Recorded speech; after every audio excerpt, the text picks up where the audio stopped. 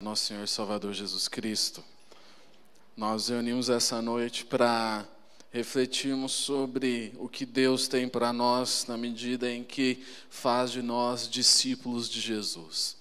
Nós vamos discutir os rumos da base de discipulado da igreja, o embasamento bíblico para cada preceito com o qual nós vamos trabalhar.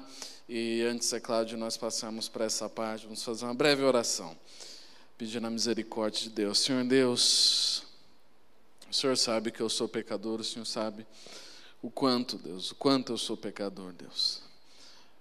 O Senhor também sabe que na Tua graça, por alguma razão, no Teu plano, o Senhor me escolheu para estar aqui hoje, Deus. Então eu sei que, deixando tudo nas Tuas mãos e na medida do Teu Espírito Santo, Deus, eu sei que o Senhor pode conduzir esse ministério, Deus. É o que eu peço, que já nesses primeiros passos, Deus, o Senhor esteja à frente disso. Eu peço, perdoa-nos os pecados, concede-nos ouvir o Teu Espírito Santo, ouvindo, aprender e aprendendo praticar tudo aquilo que Ele tem para nos ensinar nessa noite, em nome de Jesus. Amém. A Bíblia, no Novo Testamento principalmente, é um livro que trata muito do tema do discipulado. Jesus Cristo faz discípulos e por meio deste fazer discípulos é que Ele muda o lugar onde Ele está. Nós temos a grande comissão em Mateus, no capítulo 28, nos versículos 19 e 20, como o Dani leu para a gente. Vão e façam discípulos de todas as nações, batizando-os em nome do Pai, do Filho e do Espírito Santo, ensinando-os a obedecer a tudo que eu lhes ordenei, e eu estarei sempre com vocês até o fim dos tempos. Em primeiro lugar, o discipulado é obediência a este mandamento de Jesus, a essa comissão de Jesus. Jesus fala: vão e façam discípulos. Veja que os discípulos de Jesus vão pelos lugares, eles vão construindo igrejas. Jesus não mandou construir igreja, mas eu não estou falando que igreja não é coisa de Jesus, eu estou falando que a igreja é consequência de se fazer discípulos. Em primeiro lugar, você tem o discipulado. Em segundo lugar, você tem a igreja. O discipulado, ele é pessoal, a igreja, ela é comunitária. A igreja é o coletivo de discípulos, né? Você não tem lá no dicionário, né, terceira, quarta série, os professores ensinam os coletivos, né? O coletivo de cachorro é a matilha, né? O coletivo de camelo é a cáfila, não sei porque eu lembro disso, é uma palavra bonita, né? O coletivo de discípulos é a igreja. Quando discípulos de Jesus se reúnem, aí você tem essa coisa que se chama igreja. Sermos discípulos de Jesus é o primeiro passo para nós fazermos parte da igreja, fazermos parte do plano de Deus para o mundo. E o primeiro passo para o discipulado é nós entendermos como nos tornamos discípulos de Jesus. Jesus fez discípulos da seguinte maneira: ele ia pelos lugares, achava uma pessoa que Deus indicava para ele e falava: vem e me segue. Algumas pessoas seguiam, outras ficavam assim com o pé atrás, falavam: Jesus, eu tenho que enterrar meus pais ainda, tenho que cuidar dos meus pais. Outros seguiam na hora. Jesus, ele não chamava para um evento, Jesus não chamava para uma reunião, Jesus não chamava para um culto, Jesus falava: vem e me segue, siga-me, anda comigo, vê como eu ando, anda comigo, vê como eu falo, anda comigo, vê como eu expulso os demônios, e assim você vai poder fazer essas coisas também. Veja como eu vivo minha vida, veja como eu oro, veja como eu jejuo, e vendo essas coisas você poderá fazê-las também. Jesus, quando ele faz discípulos, não é baseado em eventos, não é baseado em reuniões especiais, é baseado numa reunião que dura uma vida inteira. Jesus está com seus discípulos até o momento da crucificação. só se separa deles. De quando em quando, eu vou lá no deserto orar, depois volta a estar junto dos discípulos. Eu vou lá no jardim orar, fica aqui e vigia comigo. Mas Jesus está sempre perto dos discípulos. E os discípulos perto de Jesus. Em Efésios, no capítulo 5, versículos 1 e 2, Paulo fala: portanto, sejam imitadores de Deus como filhos amados, e vivam em amor como também Cristo nos amou, e se entregou por nós como oferta e sacrifício de aroma agradável a Deus. Paulo fala o seguinte: imitem o comportamento de Deus. E o exemplo que Paulo dá desse comportamento de Deus é a pessoa de Jesus Cristo. Paulo também escreve na sua primeira carta aos Coríntios, no capítulo 11, no versículo 1, tornem-se meus imitadores como eu o sou de Cristo. O princípio do discipulado é a imitação. É como a criança que vê o adulto fazendo uma coisa e faz aquilo também, sem saber o significado, né? Não entende o porquê, mas faz porque viu fazer. Paulo fala: sede meus imitadores como eu sou de Cristo. Paulo tem essa noção muito forte no coração dele: eu sou discípulo de Jesus. Então os meus discípulos são discípulos de Jesus também comigo. Então, se eles me imitarem, eles vão estar imitando Jesus, porque eu estou imitando Jesus. Então, no que consiste imitar Jesus? E nós vamos aqui passear pela Bíblia. Em primeiro lugar, nós temos que entender que Jesus, em Mateus, no capítulo 11, no versículo 29, diz: aprendam de mim. Esse versículo lindo: tomem sobre vocês o meu jugo e aprendam de mim, pois sou manso e humilde de coração, e vocês encontrarão descanso para as suas almas. Jesus nos ensina a viver, e Ele nos ensina a viver nos aproximando dEle. Ele fala: aquilo que eu tenho sobre mim, eu coloco sobre você. A minha vida eu dou para você, para que se torne a sua vida. Toma o meu jugo é leve, meu jugo é suave. Aprenda de mim, eu sou manso, eu sou humilde de coração. Anda comigo. A essência do discipulado de Jesus é a proximidade. Jesus não deixa nenhum aspecto da nossa vida intocado. Jesus entra na nossa mente porque Ele é mestre. As pessoas olham para Jesus e falam: mestre, bom mestre, ó mestre. Quando as mulheres estão procurando o corpo de Jesus, vão ver lá o corpo de Jesus, a pedra do sepulcro está rolada, não tem corpo nenhum, e aí estão procurando Jesus. O que aconteceu com Jesus? Jesus aparece e elas falam: mestre. Muitas Bíblias trazem a transliteração, né? Rabone, quer dizer mestre, ou ainda meu mestre, aquele que me ensina a viver, aquele que me mostra como eu devo viver, aquele que domina a minha mente, os meus pensamentos, aquele que fala o que é certo e o que é errado, aquele a quem eu rendi todo o meu intelecto. Esse é meu mestre. Jesus não deixa de tocar na nossa mente. Jesus ele não tem essa noção de que você é crente na igreja, mas no resto dos lugares você não pode ser. Às vezes a gente tem isso um pouco na nossa vida, nem percebe. Às vezes a gente fica meio com o pé atrás de falar de Jesus na escola, de falar de Jesus no trabalho, pensando que não é o lugar para isso. Né? Mas Jesus não tem isso. Ele entra em todos os aspectos da nossa vida. Jesus entra no nosso coração, Ele toca na nossa alma porque Ele é o nosso pastor. Jesus é o pastor das nossas almas, Ele trata pessoalmente das nossas feridas. Isso é o que está escrito em João no capítulo 10. Vamos ler agora uns versículos. Em Mateus no capítulo 8, a partir do versículo 1, Jesus faz um negócio incrível e impressionante.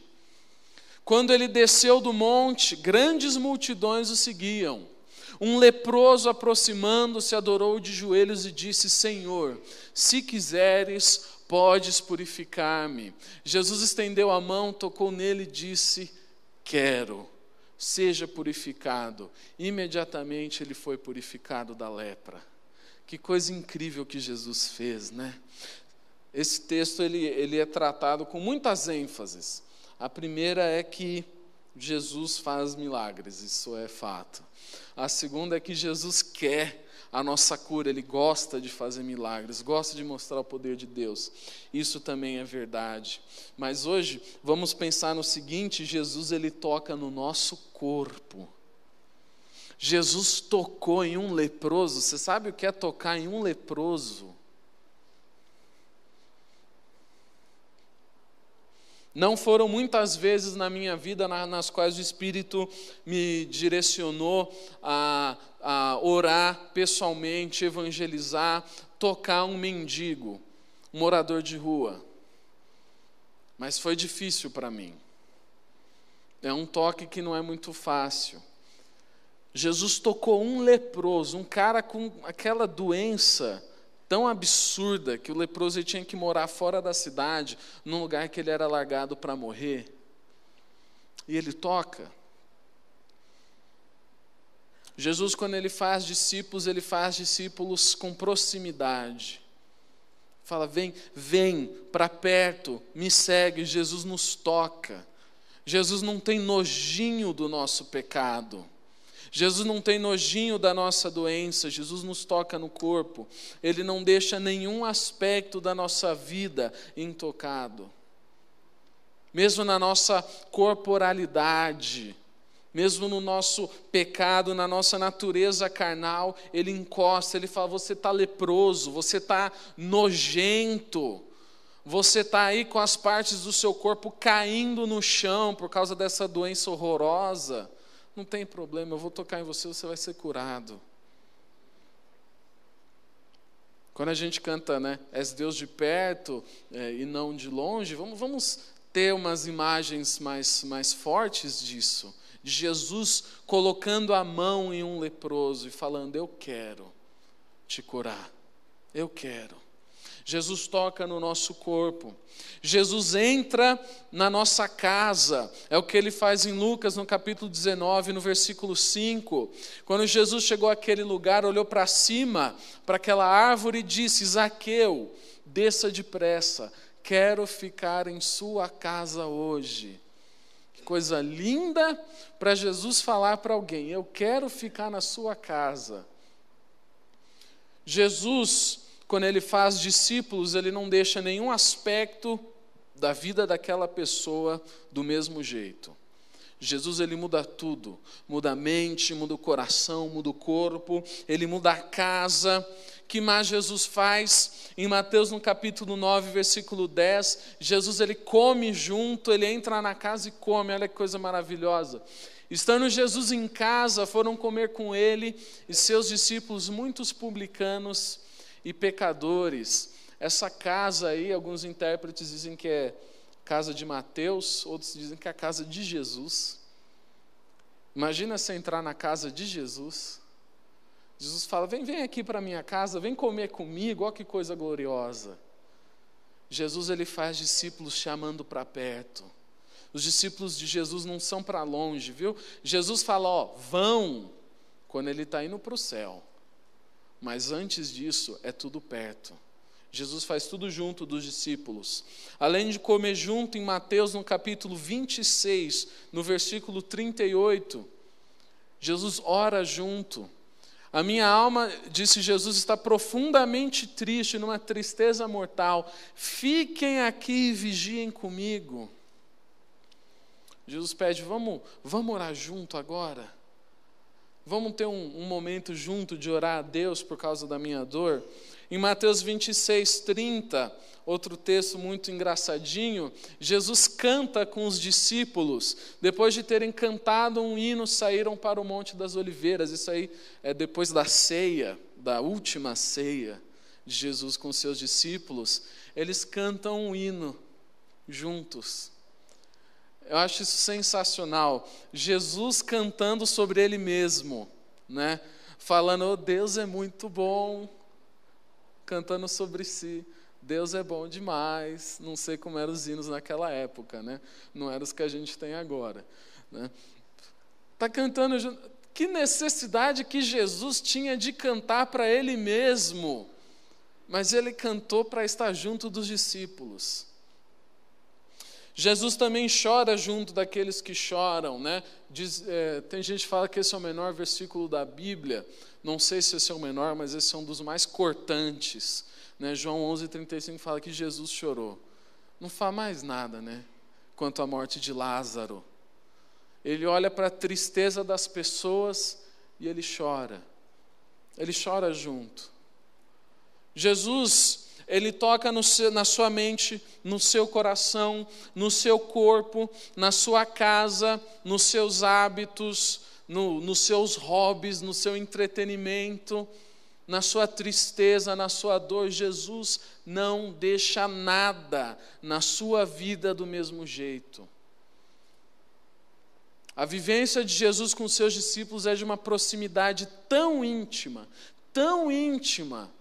que ele vai mudar o universo por causa daquilo. Ele fala, olha, um dia vocês foram servos de Deus, mas eu não te chamo mais de servos, eu te chamo de amigos. Aí João capítulo 17, a proximidade de Jesus com seus discípulos, fala, agora vocês são meus amigos. E Jesus ainda profetiza, João capítulo 27, capítulo 17, perdão, a partir do versículo 20, ele ora para Deus falando, minha oração não é apenas por eles, ele diz, os 12 discípulos. Rogo também por aqueles que crerão em mim por meio da mensagem deles. Esse versículo é lindo porque Jesus está falando de mim na Bíblia. Eu sou um dos que creu por causa da mensagem dos discípulos. Você também está aí na Bíblia, olha que coisa gloriosa. Para que todos sejam um, Pai, como tu estás em mim e eu em ti. Que eles também estejam em nós, para que o mundo creia que tu me enviaste. Dê-lhes a glória que me deste, para que eles sejam um, assim como nós somos um. Eu neles e tu em mim. Que eles sejam levados à plena unidade, para que o mundo saiba que tu me enviaste e os amaste como igualmente me amaste. Jesus fala, a proximidade, a unidade, esse estar perto, esse estar junto, essa vida próxima, essas vidas que se tocam, vidas que se cruzam, vidas que se misturam, que se tornam, por um processo espiritual, uma vida só, é isso que vai mostrar para o mundo que nós somos verdadeiramente discípulos de Jesus, que nós somos verdadeiramente discípulos de Deus. Quando nós formos todos juntos, um só em pensamento, quando todos forem discípulos que imitam a união de Deus com Cristo, e imitam também a união de Cristo com a igreja, então o mundo crerá no testemunho da palavra de que foi Deus quem enviou Jesus. No sentido mais amplo, muitas pessoas não creem no Evangelho porque ouvem 5 evangelhos diferentes toda semana.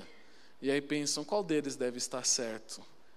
E Jesus já tinha dado o gabarito lá em João 17, olha, isso aí vai ser resolvido quando todos forem um só, quando todos estiverem comendo juntos, orando juntos, cantando juntos, chorando juntos.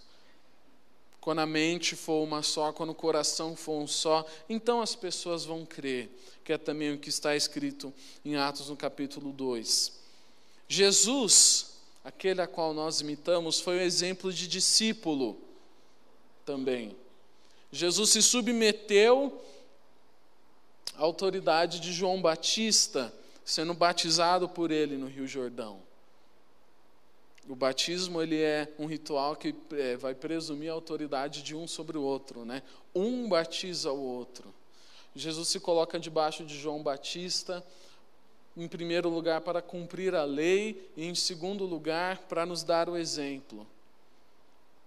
Ninguém é bom demais para ser discípulo. Ninguém é apenas líder, ninguém é apenas chefe, ninguém é apenas um cristão independente que já conhece de Bíblia e consegue se virar. Todos devem ser discípulos, até Jesus Cristo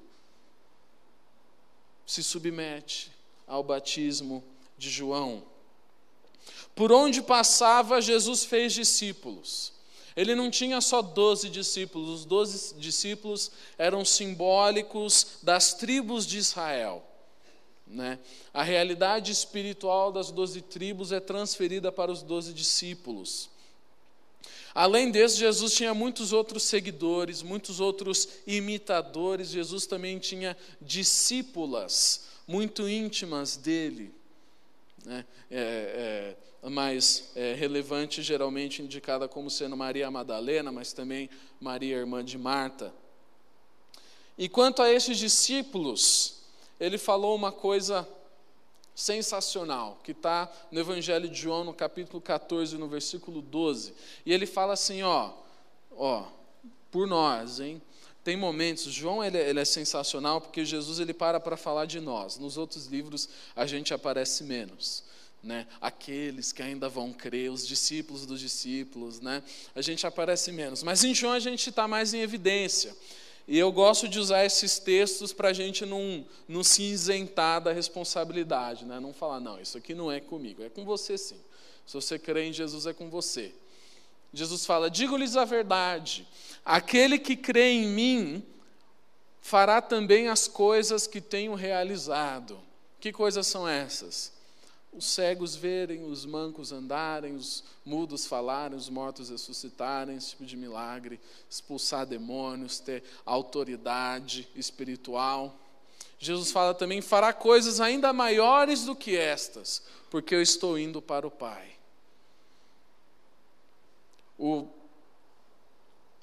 A meta do discipulado, para você que está anotando, a meta do discipulado é fazer que um discípulo seja maior do que o seu discipulador. É assim que a igreja vai crescer. Não dá para eu discipular alguém e aquela pessoa ficar sempre dependente de mim. Eu tenho que discipular alguém e aquela pessoa ser maior do que eu, fazer mais coisas do que eu, discipular mais pessoas do que eu, ter um impacto no mundo maior do que eu tive. Porque assim a igreja vai crescer. Assim como Jesus foi maior do que João Batista, ele fala, olha, agora é a vez de vocês, eu estou indo para o Pai.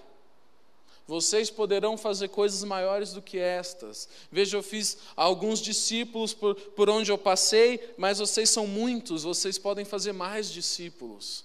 Vocês podem alcançar mais vidas, vocês podem alcançar mais lugares. Coisa maravilhosa que Jesus fala. E os primeiros cristãos levaram muito a sério esse legado de Jesus. Se alguém entrasse na igreja sem um sapato no pé, essa pessoa era recebida, era cuidada, e segundo o que a gente pode entender do texto de Atos capítulo 4, ela ganhava um sapato também, né? Está escrito que as pessoas na igreja não passavam nenhuma necessidade. Aqueles que tinham terras e casas vendiam suas terras e casas para contribuir com a igreja, uma coisa que vai tão além do dízimo, de uma maneira tão mais profunda. Tem a ver com uma convicção de que nós somos iguais diante de Deus, né? Se uma pessoa entrasse na igreja com um passado difícil, uma pessoa com uma cara ruim, uma pessoa com uma fama complicada, essa pessoa era recebida, era cuidada, era discipulada. Esse é o exemplo que nós temos de Paulo com Barnabé. Quando Paulo ele chega na igreja, tudo que o pessoal sabe dele é que ele era ele tinha sido um perseguidor de cristãos. Ele tinha sido um inimigo de Jesus, um inimigo da igreja. Ele tinha sido um dos caras que estava lá quando Estevão foi apedrejado. A Bíblia não fala que Paulo atirou nenhuma pedra, mas a Bíblia fala que Paulo estava lá consentindo com aquilo, estava bem feliz com um cristão morrendo. né? Vendo o pessoal que pregava Jesus morrer, deixava Paulo muito feliz. E aí Paulo chegou na igreja com esse passado, com essa fama de gente que mata cristão. A gente pensa, né? A gente fala, muitas pessoas chegam em certas discussões e falam, a gente tem dificuldade de receber algumas pessoas na igreja, né? Se vê uma pessoa gótica, né? Se vê uma pessoa transexual, o que eu vou fazer? Né? E na igreja de Atos eles não tinham esses problemas. Os problemas dele é tinha uma pessoa que tinha matado o seu tio por ele falar de Jesus. O que você faz com uma pessoa dessa na sua igreja? Muito mais complicado, um problema muito mais profundo. E ainda assim Saulo foi recebido, Saulo foi discipulado. A gente não fala muito da relação de discipulado entre Paulo e Barnabé, porque a Bíblia não descreve muito como Barnabé lidou com Paulo, como Barnabé treinou Paulo. Mas o fato é que esse discipulado permitiu que Paulo aprendesse a ser cristão.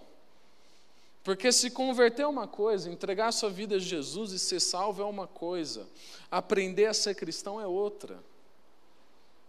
Jesus olha para as pessoas e fala, olha, aprendam de mim. Jesus ora pelos discípulos e fala, olha, que eles sejam um. Quer dizer que eles não eram. Eles tinham que aprender a ser.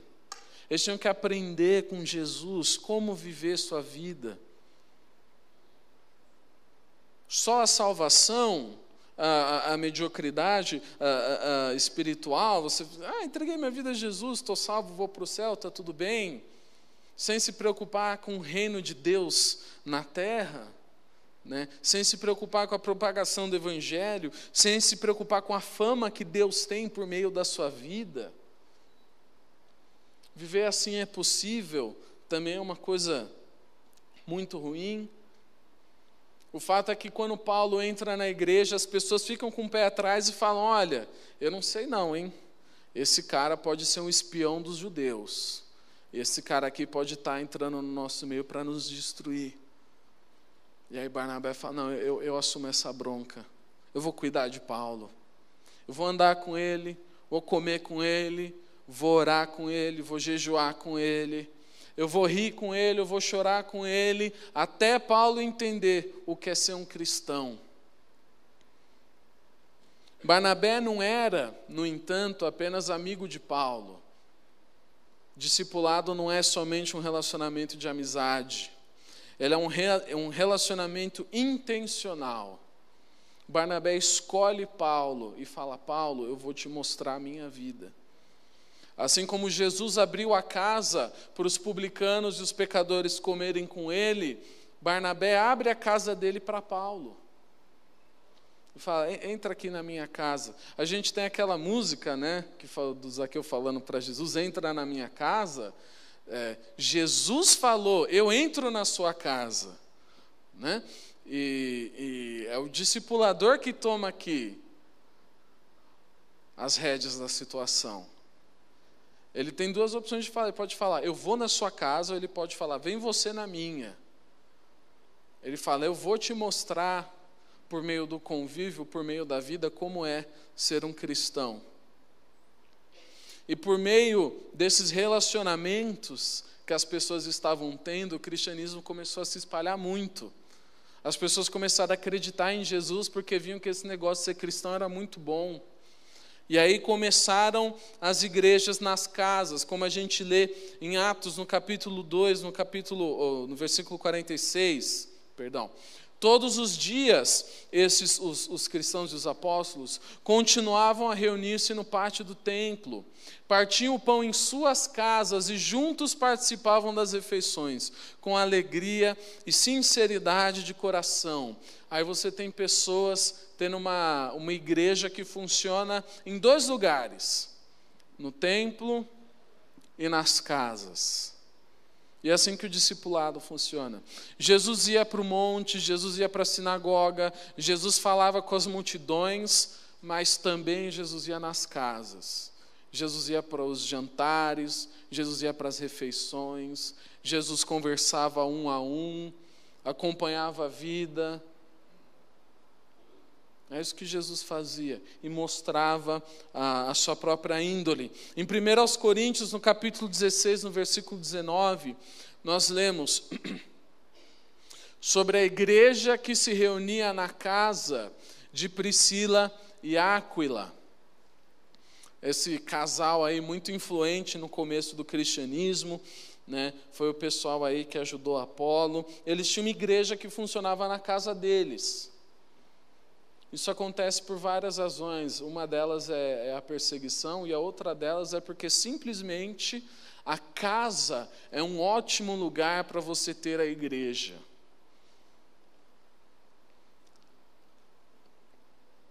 Lembra que a gente falou, Jesus muda sua mente, seu coração, o seu corpo, a sua casa. Ele come com você, Ele está nos seus hábitos, Ele canta com você, Ele está nos seus interesses. Ele nos deixa a igreja, e a igreja começa a partir do templo e das casas. Nós também podemos ver Colossenses no capítulo 4, no versículo 15. O apóstolo Paulo escreve: saudem os irmãos de Laodiceia, bem como Ninfa, e a igreja que se reúne em sua casa.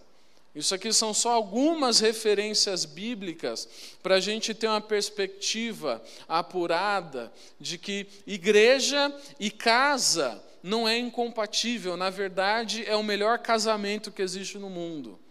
Okay? Igreja e casa são ideias complementares. É igual arroz e feijão, macarrão e almôndega, né? Pelé e Coutinho, Kobe e Shaq, o que mais? Outros exemplos aí, né? Os exemplos que a gente tem na vida, né? Não sei mais de nenhum, acabou os exemplos. São coisas complementares, ok? A igreja funciona sozinha, ok? Você pode comer arroz com arroz, você não vai morrer, você vai receber os nutrientes do arroz, com o sabor do arroz, com a substância do arroz, com o aspecto do arroz, né? E você pode comer só o feijão, mas se você coloca os dois juntos, você tem um negócio que funciona melhor para o seu organismo, né? Te dá uma nutrição mais completa, funciona melhor para o seu corpo, funciona melhor. A igreja e a casa no Novo Testamento estão ali. Eles estão no templo, de repente eles estão numa casa. De repente estão na sinagoga, de repente estão em outra casa. De repente estão num lugar público e de repente estão num lugar privado. E é sempre assim, lugar público, privado, muita gente, pouca gente. Pregação pública e encorajamento mútuo, né? Reunião grande, reunião pequena. Vai lendo lá o livro de Atos, as cartas de Paulo, você vai encontrar isso, né? Igrejas grandes, igrejas pequenas, igrejas dentro de igrejas, não funcionando separadamente, mas uma dependendo da outra, uma coisa linda, uma coisa que funcionava. E o que eu tenho a dizer sobre as reuniões nas casas é que elas não eram diferentes das reuniões nos lugares públicos, no templo, na sinagoga, e no monte, que seja. Não eram diferentes. Elas tinham os mesmos propósitos. A única distinção que você tinha era o partir do pão. Ok? O partir do pão era nas casas, por causa de questões logísticas, né? Era mais fácil você partir o pão nas casas. Fora isso, em Atos, no capítulo 18, no versículo 26, a gente vê que nas casas se ensinava a palavra de Deus. Logo o Apolo começou a falar corajosamente na sinagoga. Quando Priscila e Áquila o ouviram, convidaram-no para ir à sua casa e lhe explicaram com mais exatidão o caminho de Deus. O ensino, falar, esse cara aí, ele precisa receber um ensino. Onde nós vamos ensinar? Vamos chamar ele para IBD? Não, vamos chamar ele para casa. Vamos ler a Bíblia em casa aqui, vamos ensinar a palavra em casa. Isso também está em Atos, no capítulo 20, no versículo 20. Paulo fala, vocês sabem que não deixei de pregar-lhes nada que fosse proveitoso, mas ensinei-lhes tudo, publicamente e de casa em casa. Não existe distinção. O que você tem na igreja, que é pregação, você pode ter na sua casa também. E não precisa chamar o pastor, pode ser você ensinando a palavra de Deus, né? Às vezes o melhor jeito de aprender alguma coisa é ensinando. Às vezes a sua vida, o seu relacionamento com a palavra de Deus está meio chinfrim, está meio na mediocridade. Você não lembra a última vez que você abriu um livro que você não soubesse que era fácil de ler, que não fosse um livro que você já conhecesse, né? Você olha para a sua vida, está nessa situação, às vezes você precisa dar um passo. Falar, ok, eu preciso estudar mais porque agora eu tenho que ensinar a palavra. O ensino ele é público e ele é de casa em casa. As casas eram lugares de evangelização. Isso está em Atos, no capítulo 5, no versículo 42. Todos os dias, no templo de casa em casa, não deixavam de ensinar e proclamar que Jesus é o Cristo. Funciona no templo, funciona na casa. Se funciona no templo, funciona na casa. O Deus é o mesmo, o Espírito é o mesmo, a Bíblia é a mesma, as pessoas são as mesmas. Eu acho que a gente pode levar, assim, a igreja para as nossas casas. As casas também eram lugares de encorajamento mútuo. É o que está em Atos, no capítulo 16, no versículo 40. Depois de saírem da prisão, Paulo e Silas foram à casa de Lídia, onde se encontraram com os irmãos e os encorajaram, então partiram. Temos muitas histórias no Novo Testamento, dos apóstolos tratando da igreja por meio das casas. Eles iam para as casas, eles tratavam das pessoas, dos indivíduos, da inquietação pessoal de cada um. Eles ensinavam com proximidade de vida. Eles imitavam o exemplo de Jesus, que tinha um grupo de discípulos que estava perto dele. E levava a igreja para as casas. Em Atos 16, ainda mesmo capítulo, no versículo 34, as casas eram lugares para comunhão com comida e alegria, que são duas coisas muito boas de se ter na vida, né? Então, o carcereiro os levou para a sua casa. Não, esse foi o carcereiro? Foi sim, Atos 16. E serviu-lhes uma refeição, e com todos os de sua casa alegrou-se muito por haver crido em Deus. Esse é o carcereiro que estava cuidando de Paulo e Silas na prisão. Aconteceu um terremoto, aí Paulo e Silas se soltaram. Aí o carcereiro falou, eu estou cuidando desses presos, eles se soltaram, eu vou me matar agora, porque se eu não me matar, os meus chefes vão me matar. E aí Paulo e Silas falam, não se mate, entrega a sua vida a Jesus. Aí ele entregou, uma história linda, entregou, foi para casa. O que aconteceu na casa dele? Todo mundo da casa dele entregou a vida para Jesus, e eles saíram da casa deles para ir para o rio e se batizaram. Olha que coisa linda, meu. Em um momento ele era carcereiro, em outro era amigo, irmão, e estava feliz e partindo o pão, e tudo isso aconteceu na casa dele. Não colocou o pé no templo, não colocou o pé na sinagoga, ele recebeu Paulo em sua casa. E porque ele recebeu um representante da igreja, uma pessoa que tinha o Espírito Santo de Deus, então ele tinha a igreja de Jesus dentro da sua casa. E assim a sua casa tornou-se também igreja.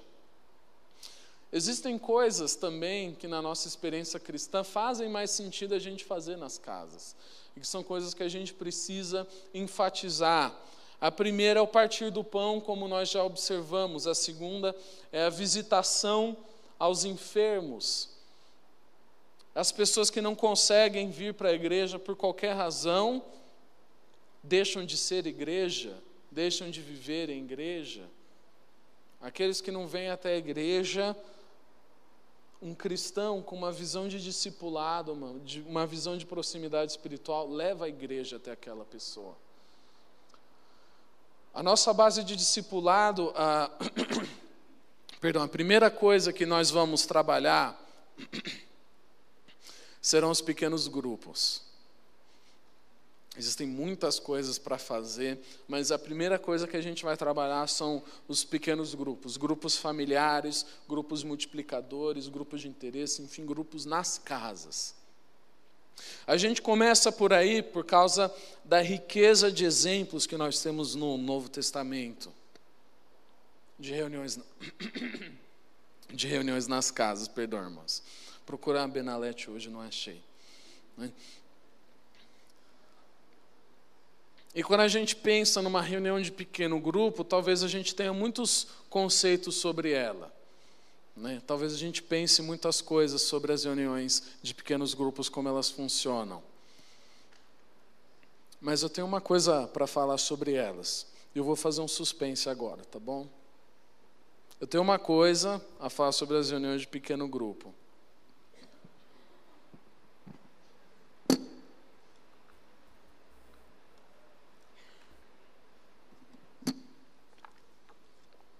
É uma coisa importante.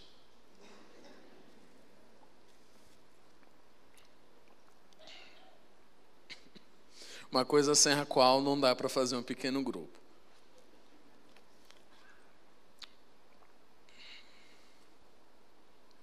Eis a coisa que eu tenho a dizer, né? A reunião de pequeno grupo funciona da seguinte maneira. Tem muitas estratégias, muitos pontos, a gente vai trabalhar isso ao longo do tempo. Mas eu quero que você entenda uma coisa, ok?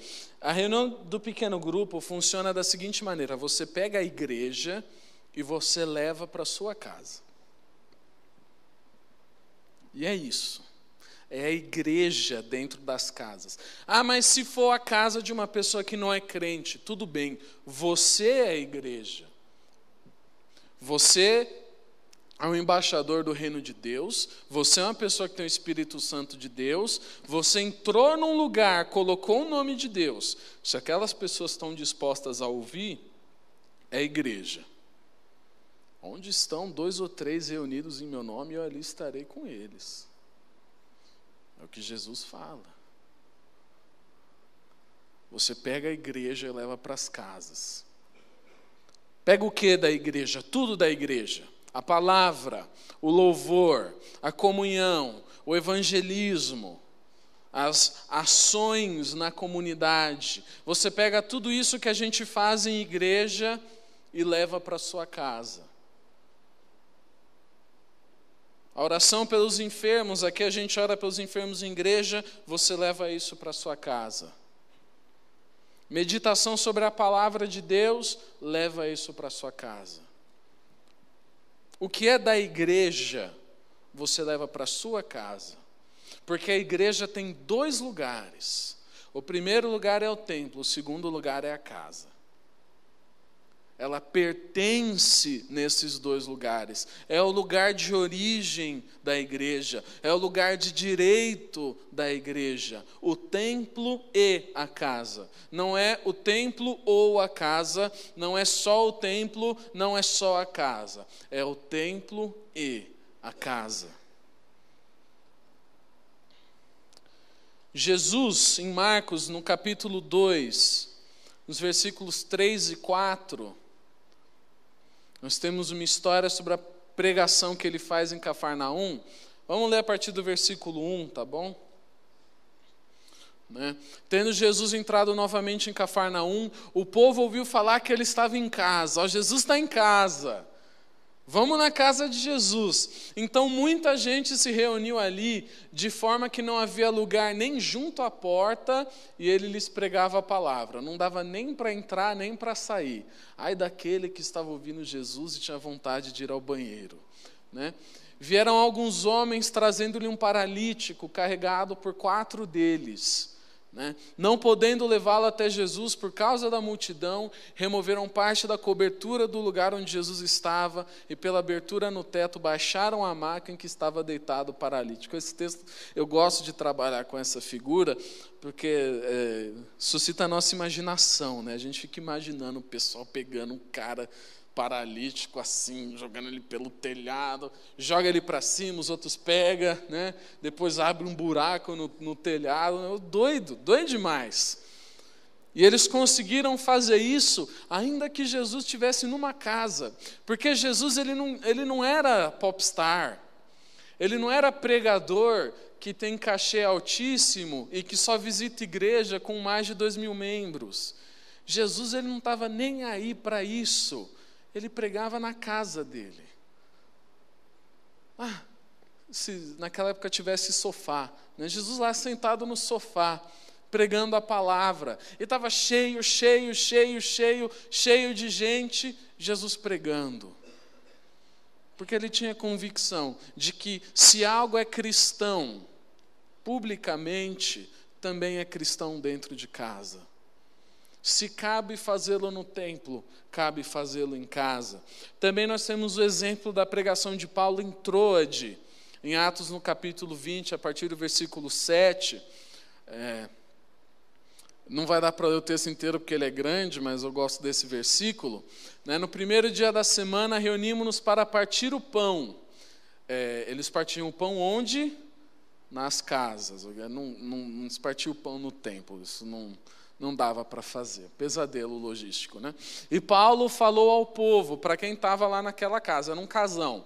Pretendendo partir no dia seguinte, continuou falando até a meia-noite. Porque Paulo ele aproveitava o tempo, né? Eu tenho só esse dia para pregar, então eu vou pregar. Mas a gente veio aqui para partir o pão, Paulo. Não, mas a gente é crente, a gente é igreja. A gente está nessa casa com um monte de cristão. Vamos falar da palavra de Deus. Vamos usar esse tempo para uma coisa boa, para uma coisa que aponta para a eternidade. Aí depois acontece nessa história que o menino Eutico dormiu na janela, porque o lugar estava cheio, caiu da janela, morreu, depois foi ressuscitado. Leia na sua casa Atos capítulo 20, sensacional a história de Eutico. O sentido dessa história para nós nesse momento é o seguinte: Paulo, ele fez o que ele faria no templo numa casa. Jesus, ele fez o que ele faria no templo numa casa. A pregação da palavra, o encorajamento, o ensino, o fortalecimento na fé, todas essas coisas que a gente vai para a igreja, a gente vem na igreja para receber, os apóstolos levavam onde eles iam. Se o apóstolo entrava numa casa, ele levava a palavra, porque ele estava lá, e ele era um apóstolo. Ele era uma pessoa com a noção muito forte de que nós temos que levar a igreja para as casas. O lugar da igreja é no templo e nas casas. O que eu tenho a dizer para vocês é que isso pode acontecer na sua casa. E esse é o desafio que nós temos essa noite. De deixarmos Deus agir na nossa vida de uma maneira completa, de deixarmos a igreja entrar na nossa casa. Talvez isso seja difícil, porque a gente tem alguns problemas pessoais ou alguns hábitos que não quer que ninguém veja. Eu gosto que nenhum desses versículos, Jesus está correndo para limpar a casa antes de receber a multidão para pregar. Jesus recebe as pessoas. Ele não fala, deixa eu deixar minha casa bonita, né? Aquela coisa assim, deixa eu arrumar tudo para o pessoal ficar confortável. Não, Jesus estava nem aí. Não cabia gente, não dava para entrar nem sair. Não dava, estava cheio. Jesus estava pregando a palavra em casa. Jesus levou a palavra para casa. Você pode levar a palavra para sua casa.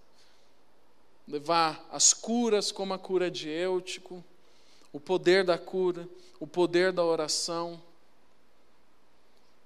Levar a proximidade de Jesus por meio do discipulado mútuo, por meio de relacionamentos intencionais. Você pode fazer com que isso aconteça na sua casa. Você pode ser como Paulo, como Barnabé, como Jesus, como tantos homens que abriram suas próprias casas para que qualquer pessoa que entrasse nela recebesse a palavra de Deus. Aí, irmão, você não vai começar a pensar, o que eu vou fazer quando um transexual entrar na igreja? Como é que eu vou lidar com isso? Porque você vai ter ele na sua casa. Ele que tem medo de entrar na igreja vai entrar na sua casa para receber a palavra de Deus. Porque o lugar da igreja não é só no templo, é no templo e na casa. A Bíblia fala muitas vezes, publicamente e nas casas, no templo e nas casas, na sinagoga e nas casas. Igreja funcionando nas casas. Eu passei muito tempo da minha vida pensando, né, nos problemas da igreja, talvez por causa da minha ocupação, né, tem a ver com a igreja. Eu ficava pensando, sabe, a igreja tem que mudar, porque se a igreja não tem lugar para receber algumas pessoas, então é a igreja que tem que mudar. Mas eu estava pensando só no templo, eu não estava pensando na minha casa. Talvez alguém que sinta que não tem lugar na igreja, sinta que tem um lugar na sua casa. E aquela pessoa que tem a liberdade de sentar no seu sofá, vai ouvir tanto da palavra de Deus e testemunhar tanto do poder de Deus que vai ter que vir ao templo. Vai ter que experimentar a igreja na sua completude, no templo e na casa. O discipulado vem trazer essa completude para a nossa vida, de maneira que nada fique de fora, nenhum detalhe fica de fora do discipulado, nenhum pedaço, nada fica de fora. Quando nós nos relacionamos intimamente, quando nós temos reuniões da igreja nas casas, e essas reuniões são feitas com sinceridade. Irmãos, na igreja nós temos muitas ferramentas abençoadas por Deus. Nós temos muitas coisas que Deus entregou para a igreja, que são sensacionais, que são coisas boas, mas que seriam totalmente desnecessárias se a igreja e o discipulado funcionassem nas casas.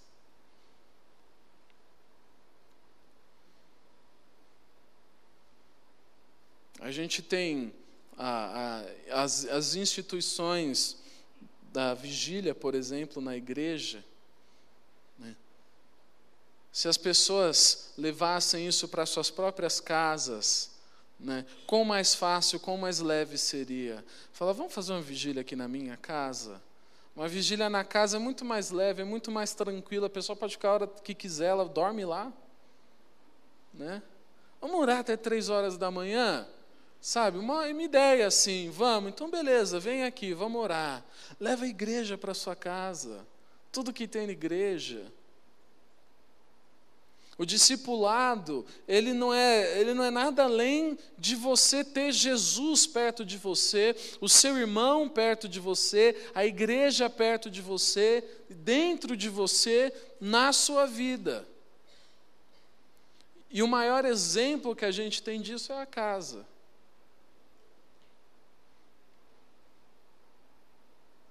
Ah, João, Deus tem me falado para eu pregar o evangelho para tais pessoas. Eu tenho um colega, um ex-colega da faculdade falava, falava João, meu nome não é Jesus. João, Jesus falou para mim que eu tenho que pregar para os bolivianos que moram em São Paulo. Ele falou para mim isso. Eu tenho a convicção profunda de fé e de ministério que Deus me chamou para isso. Ok, se Deus te chamou, Deus te chamou. Né? Então o que você faz? Você vai até as igrejas dos bolivianos, mas os bolivianos que estão na igreja dos bolivianos já estão na igreja. Né? Que se faz? Vai para as casas, leva a igreja para as casas. Traz eles para a sua casa. Discipulado é você mostrar a sua vida. E por meio da sua vida, a palavra de Deus, e o encorajamento, e a oração, e o poder de Deus para transformar a sua vida. Quando nós somos feitos discípulos de Jesus, nós recebemos essa responsabilidade de levarmos a igreja para o mundo, de levarmos a igreja para as nossas casas, de recebermos pessoas nas nossas casas, para sermos igreja na vida daquelas pessoas, para sermos pessoas que falam da palavra de Deus, que ensinam da palavra de Deus, que pregam o Evangelho de Jesus Cristo. E discipulado, irmãos, de início a gente começa com isso, com a coisa mais básica, ok? Quero lançar aqui um desafio para vocês. Qual de vocês que quer a igreja dentro da sua casa, a igreja como ela é? Que quer a palavra de Deus na sua casa? Que quer a oração pelos enfermos na sua casa? Que quer a cura na sua casa? Que quer a intercessão na sua casa? Você não precisa ser a única pessoa na sua casa que carrega esse fardo. Você pode trazer a igreja até a sua casa. Em uma reunião com Paulo e Silas, a família daquele carcereiro mudou completamente. Porque os apóstolos ousaram colocar o pé na casa de alguém. Ousaram levar a palavra de Deus para além do ambiente público, para além do ambiente do templo. Levar a igreja por onde eles andavam. Se você é um discípulo de Jesus, se você anda com Ele, então Jesus está com você onde você estiver. Na sua escola, no seu trabalho, no templo também, mas principalmente na sua casa. Irmão, se você quer receber a igreja na sua casa, vamos conversar. Vamos montar pequenos grupos. Vamos fazer maneiras da gente aprender mais intimamente da palavra de Deus, da gente se relacionar mais de perto. Vamos dar um jeito de cumprir o que está escrito na palavra de Deus, ter uma igreja completa, não uma igreja meia boca só no templo, mas uma igreja completa, no templo e nas casas. Se você enxerga essa necessidade na sua casa, ora comigo, por favor, ok? Senhor Jesus, a Tua palavra nos mostra a necessidade de termos a Tua palavra nas nossas casas.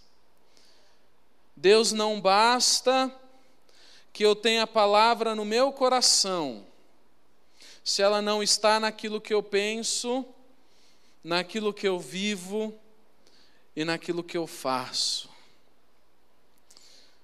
Em nome de Jesus, Deus, eu peço que o Senhor entre na minha casa, que a Tua igreja faça parte da minha vida, de uma maneira íntima, de maneira profunda, na maneira do Seu relacionamento conosco, que é um relacionamento de um pai com um filho. E Deus, nesse momento, no nome de Jesus Cristo, eu peço que o Senhor faça com que as nossas casas sejam núcleos da igreja, Deus. Que sejam núcleos de paz, núcleos de bênção, núcleos de esperança num mundo que está perdido no caos. E se as nossas casas forem usadas dessa maneira, Deus, então eu sei que as nossas casas estarão cheias toda hora, cheias de pecadores, cheias de gente esquisita, cheias de gente desesperada por Jesus, que não sabia como viver em igreja, mas que poderá aprender que para viver em igreja é só receber um cristão na sua casa, é só colocar o pé para dentro da casa de um cristão, Deus. E para nós que não temos vivido essa realidade, eu peço, Deus, perdão e misericórdia. E que o Senhor nos conduza a uma conduta, Deus, cada vez mais próxima da Tua palavra, Deus.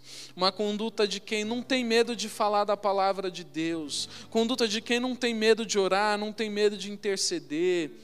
Que não depende de programas e de eventos da igreja, mas que vive um cristianismo real e verdadeiro, Deus. Na sua própria vida, com a sua própria família, na sua própria casa, Deus. Que nós sejamos, como Jesus pede, exemplo para o mundo, exemplo de pessoas juntas, unidas, para que o mundo reconheça que o Senhor enviou Jesus, Deus.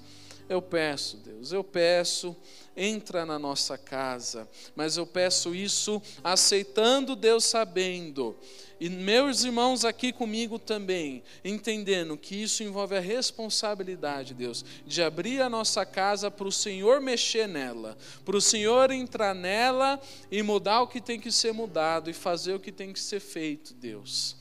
Para que a tua igreja prospere, para que a tua igreja seja saudável, para que a tua igreja funcione realmente, Deus. Que a tua igreja funcione assim no templo como na casa, Deus. Assim como a tua vontade é na terra e no céu, que a tua igreja também seja completa, Deus. Para que a nossa alegria seja completa, para que a obra de Jesus seja completa, Deus. E para que cada vez mais pessoas se aproximem do Senhor por meio das nossas vidas, em nome de Jesus. Amém.